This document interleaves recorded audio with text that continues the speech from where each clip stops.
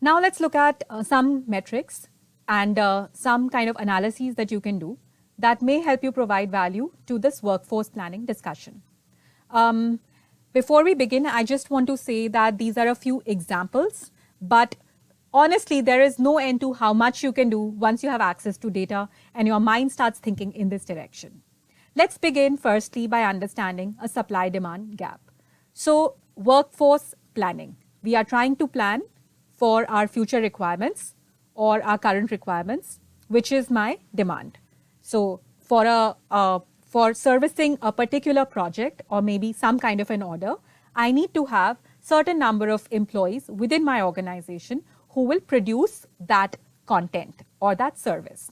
This is my demand, and the number of employees that I have available to me is my supply. When we create a match between these two, we will be able to identify our gap, which could be our current gap, or based on future sales projections, I can forecast a future gap. This kind of analysis is really the starting point of understanding your workforce requirements. And once you get comfortable with talking in this language, you will be able to go down many different paths and see what is the best way of starting to support these discussions. Now we move on to how can you really look at your future demands. Now, forecasting for workforce requirements in the future requires us to have data on what my requirements for services or products will be for the future. Now, a good way of getting this data can be where the sales teams, for example, give you probabilities of the kind of deals that they have in the pipeline. So you could get this data from them. And typically what you will find is that in a business, there is no surety of anything getting done till a contract is signed. So in most organizations, what you will have is some kind of a probability of this deal getting finalized. And some ways of working with that is that you can create these different metrics where you can say that, okay, I have these 3 deals which are 90% sure, but I have these another 6 deals where I'm not 100% sure that they will materialize. Maybe I'm 50% confident. And then there are some deals which are perhaps just starting out and you really don't have any idea whether they will come to fruition at all or not. So basis these estimates, you will be able to create some projections, possibly of the kind of requirements that you will need to cater to in the coming 6 months or a year. And this is really useful data to have because typically a hiring team will require some lead time in order to find the requisite people within the industry and then to select them and make an offer. And then finally for them to service, their notice period. Nobody is usually available to join immediately. So they might have a few weeks of notice period, and it is only then when they will be able to join your organization. Once they join, there will be some, transition time and some training time that they may need to go through. And overall, you might be looking at almost 3 to 6 months between raising a request for a resource and that request actually getting fulfilled and the person becoming productive. So future sales projections and these forecasts can really help you get a running start in order to meet these future needs.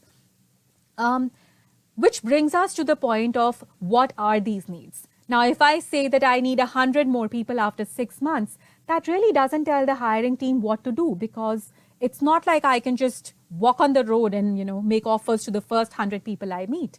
What I need to know is what are the skill sets that I need to find in these 100 people. And this is where your skill and role mapping comes in. You need to see what are the skills that these future roles will require. And while this may sound fairly simple, you may say, oh, I need programmers, or I need salespeople, or I need designers. But actual skill and role mapping can be a lot more complex because there might be other soft skill elements to their skill sets. So you might say, I need programmers, but actually I need programmers who have an understanding also of design and quality, and they need to have a certain work ethic, or they need to have certain level of communication skills because we do a lot of work with clients and we interact with them daily. So this is the kind of skill role mapping that HR analytics can support because it can look at what kind of skill sets are performing very well in your current organization and see what are the larger amounts of skills that these current roles have. And then you can use that to create these role maps and use and give that to hiring in order for them to find the best possible fits for your organization.